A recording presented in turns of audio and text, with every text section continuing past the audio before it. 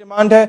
अगली डिमांड यह है कि FIA साइबर क्राइम में नामूसे रिसालत का प्रॉपर एक विंग बनाया जाए ताकि उसमें सिर्फ वो केसेस डील किए जाएं जो हजूर अलैहिस्सलाम या सहाबा किराम या अहले बैत के खिलाफ जो गुस्ताखियां की जाती हैं उनको काउंटर करने के लिए और उनके अकाउंट्स फिल फॉर ब्लॉक ना किए जाएं, सिर्फ उनको पकड़ के सरेआम सजाएं दी जाएं और फिर एक विंग FIA में बनाया जाए उन लोगों के खिलाफ जो कि पाकिस्तान की सालमियत, पाकिस्तान के नजरिए के खिलाफ बकवास कर रहे होते हैं, उन्हें सजाएं दी जाएं। और वही विंग ये काम करे कि ढूंढे कौन से ऐसे पाकिस्तानी है जो मुल्क से बाहर दफा होके अजाइलम लेके भाग के और गुस्ताखियां करते हैं या पाकिस्तान के खिलाफ बोलते हैं, ऐसे लोगों को वापस बुलाया जाए। तरीकाकार किस तरह है बुलाने का, ये आप लोग मुझसे बेहतर जानते हैं कि किसे पकड़ना है, उसके अरे गरे को आगे। आज मैं तमाम सबूत आप लोगों के सामने लाया हूँ। गुज़िश्ता रोज़ एक कमर्शियल जाकिर ने इस्लामाबाद में सैयदना सिद्दीक़ अकबर रज़ी अल्लाह तआला अन्हु की शान में गुस्ताखी की। पाकिस्तान एक न्यूक्लियर स्टेट है और ये वाहिद इस्लामी रियासत है जो इस्लाम के नाम पे बनी और मुसलमानों की वाहिद एटॉमिक पावर रखने वाली ये रियासत है जिस पे इज़राइल, अमेरिका, इंडिया और तमाम anti Pakistan, anti Islamic element जो दुनिया में काम कर रहे हैं उनकी हतल वसा कोशिश है कि पाकिस्तान को डिस्टेबलाइज़ किया जाए, पाकिस्तान को लसानियत की बुनियाद पे तकसीम किया जाए, पाकिस्तान को सुबाइयत की बुनियाद पे तकसीम किया जाए और पाकिस्तान को फ़िरका वाराना फसादात की भेंट चढ़ा दिया जाए। ऐसे में ही कुछ ऐसे तमाशबीन, ऐसे लोफर लिफंगे, ऐसे बदजात और ऐसे नाजायज़ औलादें पैदा की जाती हैं जिनको भेजा जाता है मुख्तलिफ़ जगहों पे फ़िरका वारियत फैलाने में और पाकिस्तान के लोगों को आपस में तकसीम करने में और मुसलमानों में इंतशार फैलाने में, मुसलमानों की दिल आज़ारी करने के लिए ऐसे लोगों को भेजा जाता है। और उसकी सबसे बड़ी वजह क्या है, ये गुस्ताखी क्यों की गई? क्योंकि इससे पहले कानून अमल में नहीं आया। इससे पहले कई केसेस रिपोर्ट किए गए, FIA के साइबर क्राइम विंग में पाकिस्तान टेलीकॉम अथॉरिटी को साथ भेजा गया, लिंक्स उनके ब्लॉक हो जाते हैं, वो लोग पकड़े नहीं जाते। उनको पकड़ने से पहले उन तक रिपोर्ट पहुंच जाती है कि जनाब आपके खिलाफ कार्रवाई हो सकती है, अपने अकाउंट ब्लॉक करो।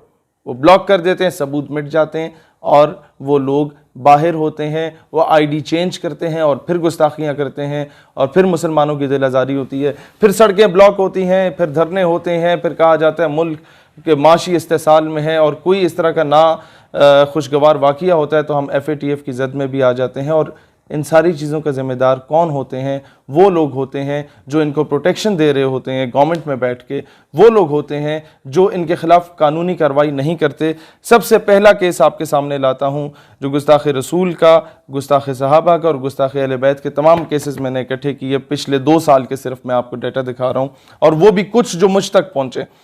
1 मार्च 2019 का ये केस है और ये अभी तक इस पे कोई कार्रवाई नहीं की गई, इस बंदे को नहीं पकड़ा गया।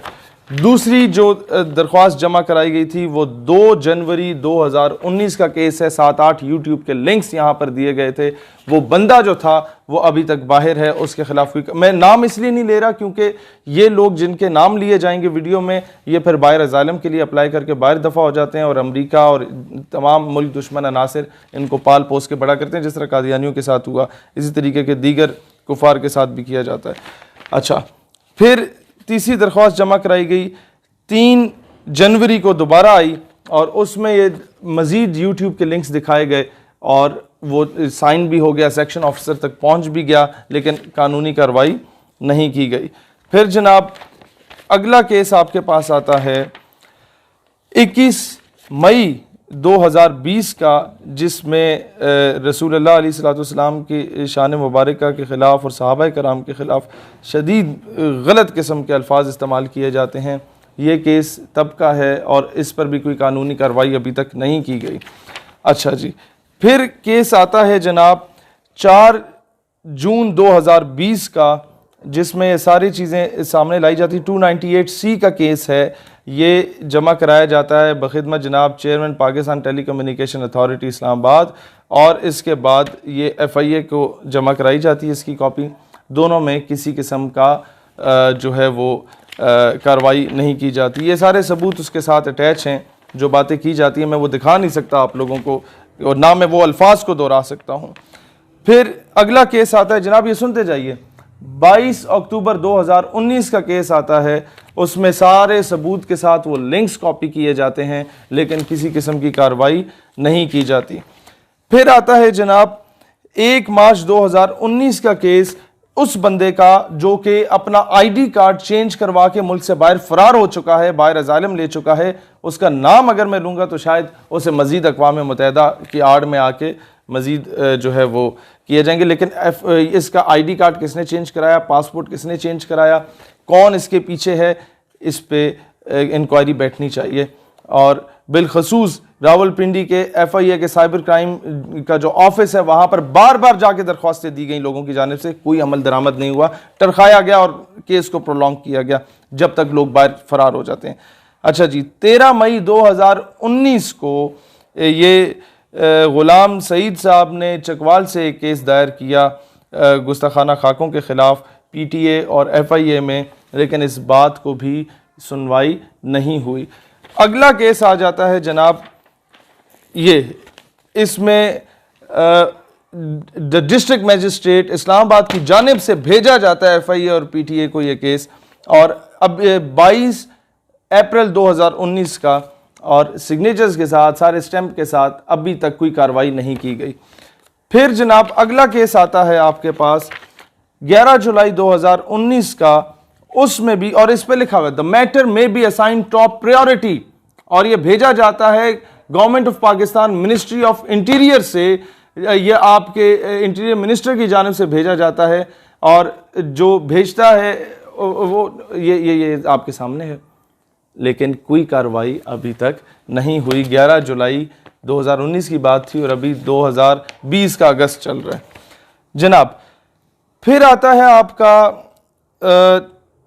29 अप्रैल 2019 का केस, अभी तक किसी किस्म की सुनवाई नहीं की गई।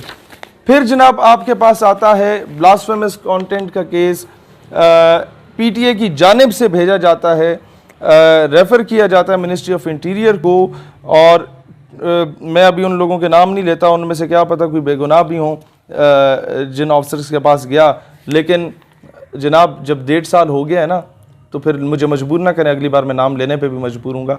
15 जुलाई 2019 का केस है, अभी तक कोई सुनवाई इसकी नहीं हुई, और मतलब गुस्ताख रसूल या गुस्ताख साहबा, गुस्ताख अहले बैत जो हैं, उन्हें गिरफ्तार नहीं किया गया।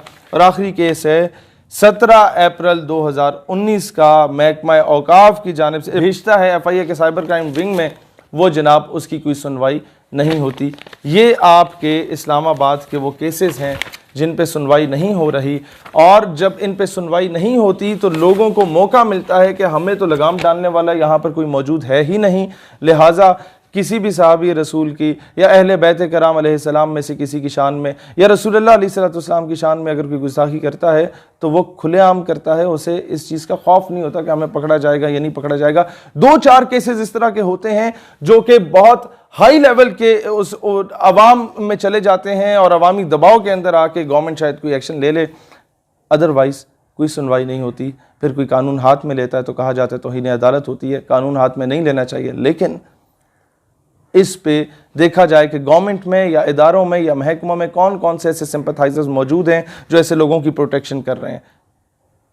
मैं हमेशा ये कोशिश करूँगा पाकिस्तान में फ़िरकावारियत ना फैले, मुसलमान एक होकर रहें, क्योंकि पूरी दुनिया के मुसलमानों को आप लोगों से उम्मीदें वाबस्ता हैं। You are the only nuclear state, you are the only country after Medina पाक, the only homeland after Medina पाक which was made on the name of Islam. Pakistan हमेशा जिंदाबाद।